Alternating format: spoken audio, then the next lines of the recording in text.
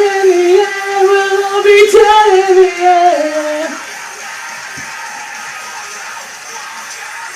We'll all be dead in the end. We'll all be dead in the end. Oh shit!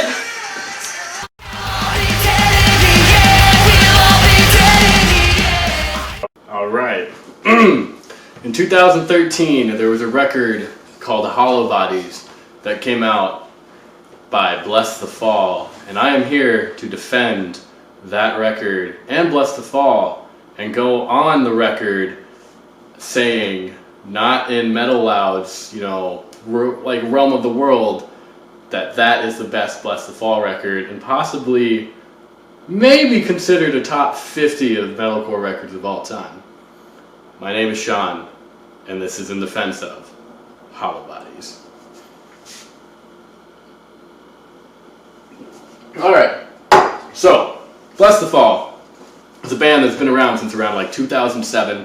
Craig Mabbitt was the original vocalist, and he left because whatever he didn't want to be a part of, or they didn't want. I'm not going to go on the record saying I know what happened, but Bo Boken took over, and ever since I think it had been a very fun project. But I think Hollow Bodies is where they came into their own sound and meshed a lot of things that I like about music together.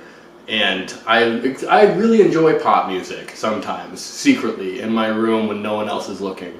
And at that time of my life, I was not okay with being like, oh yeah, I'm going to openly express and say I love this record or most records, because I wanted to be like the hardstyle, hardcore punk kid of my friend group.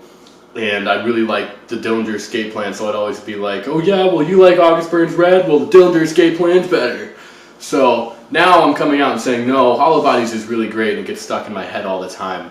It really starts off with Exodus, and usually, like most post-hardcore, really their metalcore bands did in the day, they would come in with this minute opening intro of whatever atmospheric nonsense, and then this record, they just come relentlessly attacking you with screams and guitars and breakdowns and drums, and then Bo Boken comes in, and a lot of people don't like his vocals, but I'm here to say they're amazing. I'm here to say I get them caught in my head, and I wish I could sing as high and as well as he can. A lot of people will also say that he's whiny. I don't think he's whiny, I just think he's got a high range, and it just happens to be he's in a industry that sometimes that's looked upon as whiny. But let's be honest, we all have a part of that scene kid inside of us, hanging out, maybe with Motionless in White, maybe with My Chemical Romance. Who knows? For me, I like to hang out with Bo Boken from Blessthefall as my scene days. And there's a couple guest spots on the record, like Jake Lures from ABR himself comes in, and Jesse from Stick to Your Guns comes in, and they do their own great job at screaming. But every single time that Bo comes in with a melody, I think he really makes the song pop. He adds a new texture to it. He adds a new dynamic between the screams and the singing. Also, this record is one of those overproduced metalcore records where there's the choppy production value happening, where it sounds like sometimes it's coming out of a chainsaw, sometimes it sounds way too pretty to be so aggressive. But I think in comparison to the other records, they have a little bit more of a muddy production, where this one's very crystal clear. You can hear the guitar tones, they have a really big, vibrant sound attached to them. The drums are recorded beautifully, and they're never too in your face, but the bass, the kick bass, is doing a good job working its way in there. And gosh, what else to really say? Sometimes it's a little off-putting because, again, they are a Christian band, and I will say You Wear a Crown But You're No King is kind of a little too in my face at times about what their lifestyle can be like versus what other people's lifestyles are. And I will go on the record saying I've never called out their lifestyle, so I feel like that was just a little agitation, a little agitated, but that's okay.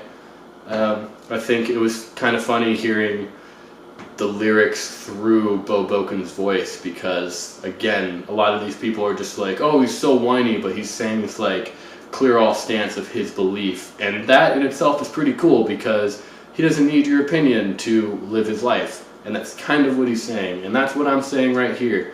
I don't need y'all's opinion to like Blessthefall. I like Blessthefall, but I'll really only ever like Hollow Bodies. I can't get behind anything else. I think they're a little bit more boring in terms of comparison. It's like when you listen to one record for so long and then a new album by that band comes out and it blows it out of the water. Every time you listen to it, like the old one that you have that sentimental value for, you're just like, but the new one's better.